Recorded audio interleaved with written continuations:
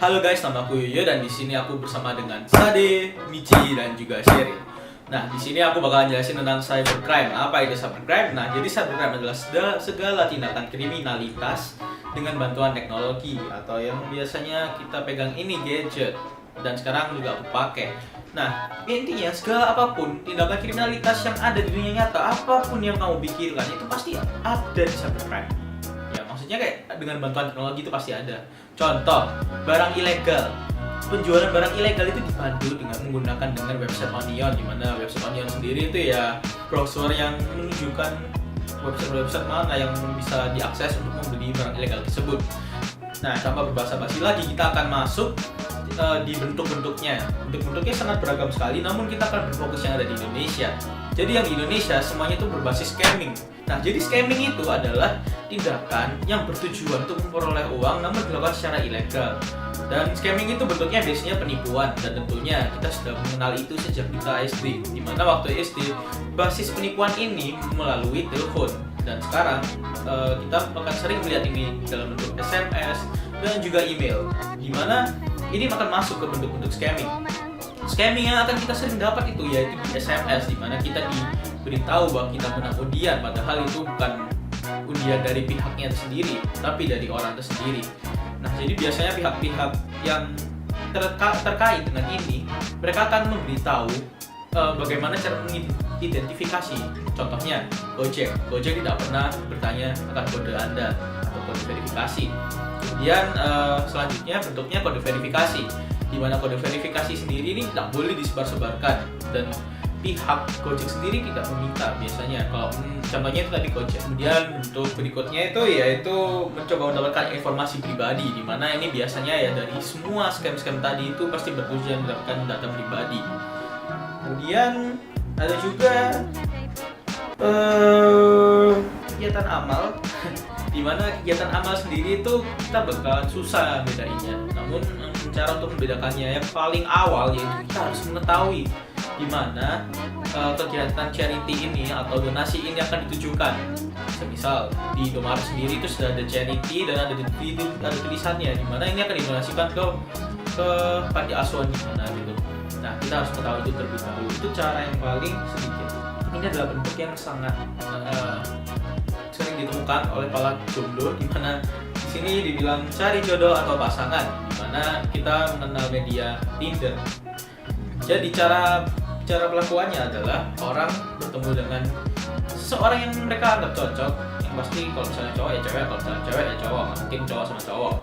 Nah, kemudian dalam chat jodoh ini kita akan bisa bertemu. Kemudian mereka akan berusaha se-friendly mungkin agar kita akan menjadi nyaman, dan kemudian kita akan datang berbicara kepada mereka dan bilang, ayo jalan lagi. Dan kemudian setelah Anda bilang seperti itu, ada kemungkinan Anda akan dirampok atau diporoti, atau mungkin Anda bisa dibius dan bangun-bangun udah nggak ada apa-apa. Kemudian ada juga scamming dalam bentuk yang paling simple dan sering kita temui, yaitu di Tokopedia sendiri, verification dari jual barang KW atau barang HDJ juga bisa.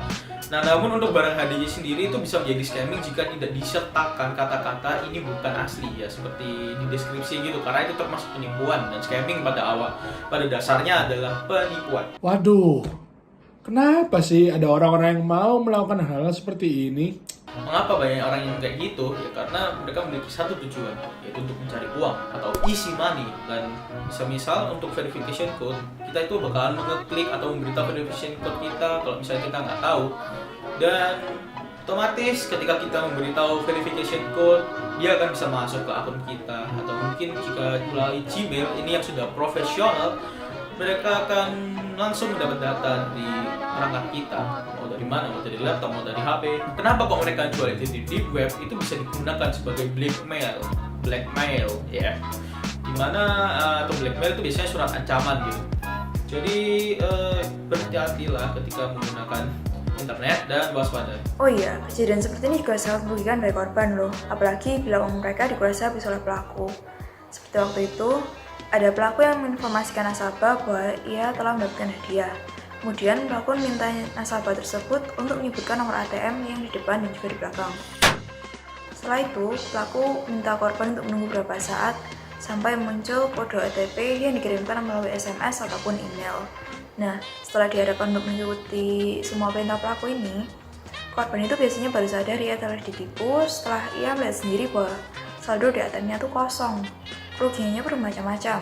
Dari 10 laporan dibuat oleh kepolisian di Tulungagung, ada yang kehilangan 10 juta, ada juga yang kehilangan sampai 30 juta. Benar-benar ya, orang-orang seperti ini nggak punya hati sama sekali. Itu sudah bisa melanggar hukum loh kalau seperti itu kasusnya. Kira-kira kalau hal seperti itu ada solusinya apa enggak nih? Ada nih solusi yang bisa dilakukan. Yang pertama, dengan mengadakan sosialisasi akan rawannya cybercrime, supaya masyarakat itu bisa semakin sadar akan bahayanya cybercrime dan mengenali tanda-tanda dari cybercrime. Sosialisasi ini tuh bisa dilakukan oleh lembaga hukum ataupun dari pihak lain, entah melalui sosial media ataupun secara langsung. Yang kedua, dengan meningkatkan tugas dari aparat hukum agar mereka mampu meminimalisir kasus seperti peningkatan pelaku cybercrime dan mampu mengurus kasus cybercrime ini dengan bijak dan dengan tegas. Apalagi kasus cybercrime ini bisa terjadi di mana saja dan kapan saja.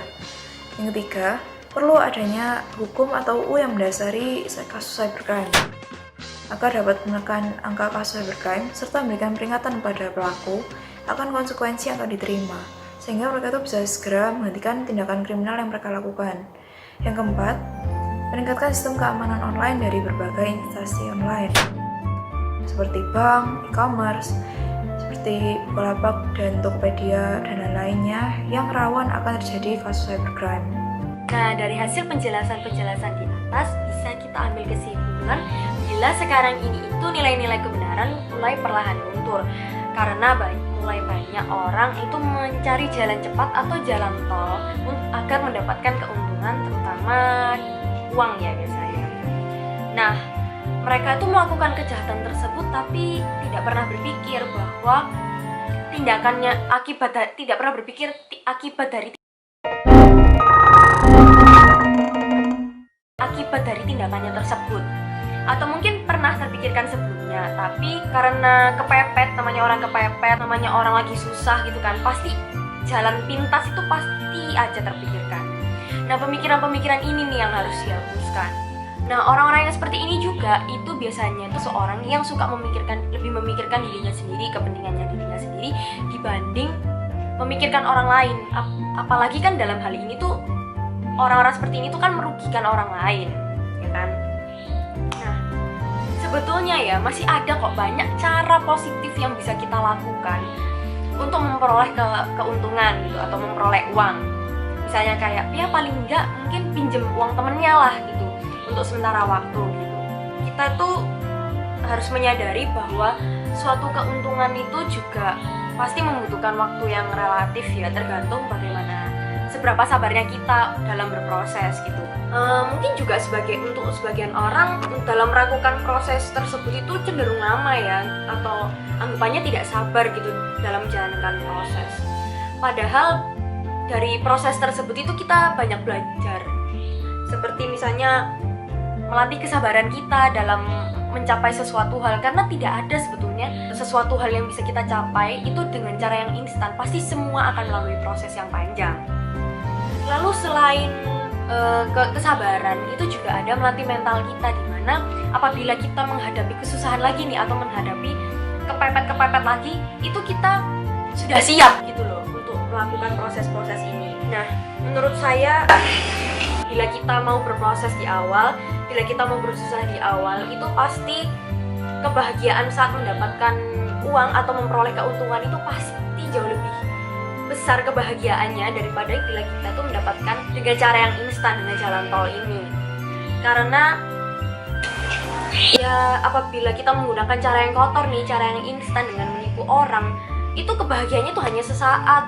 Kalau misalnya udah ketahuan sama polisi nih, wah Michi nih ya lu nipu orang nih lewat cuma ketik-ketik cantik gitu kan, terus enak banget gitu ya rasanya, kayak wah gue cuma ngetik doang terus bisa menghasilkan uang banyak, terus ketahuan polisi, Michi kamu ditangkap karena melakukan scamming gitu kan, ya kebahagiaannya langsung hilang dalam sekejap, malah masuk penjara, terus mungkin bayar denda lagi. Bahkan ya bisa lebih parahnya lagi itu, nama baik kita sendiri itu juga bisa tercoreng. Orang-orang mana mau berteman sama orang bohong, mana mau orang juga dibohongin kan ya. Nah, mungkin memang sulit ya untuk menjalankan kebenaran atau hidup dalam kebenaran ya, mengatakan yang sebenarnya apa terjadi gitu, atau bersikap jujur seperti ini ya. Tetapi bahkan ya mungkin saya sendiri dan juga teman-teman yang lain juga mengalaminya gitu. Apalagi di masa-masa pandemi seperti ini tuh kan juga kita juga sebenarnya hidup kayak susah gitu ya. Tetapi kita harus berusaha untuk mengenyahkan pikiran-pikiran kotor, untuk berpikir cara-cara instan untuk mendapatkan sesuatu hal. Karena bila kita mau berusaha atau bila kita mau berproses, itu pasti kita akan mendapatkan buah yang baik. Kita harus selalu percaya bahwa Tuhan itu pasti akan memberikan kita berkat yang melimpah bila kita melakukan sesuatu hal yang baik. Walaupun mungkin kita merasa nggak nyaman ya karena tidak mendapatkan keuntungan itu dengan cepat, tapi percayalah bahwa Tuhan itu pasti akan memberikan berkat kepada kita di saat yang tidak terduga. Terima kasih.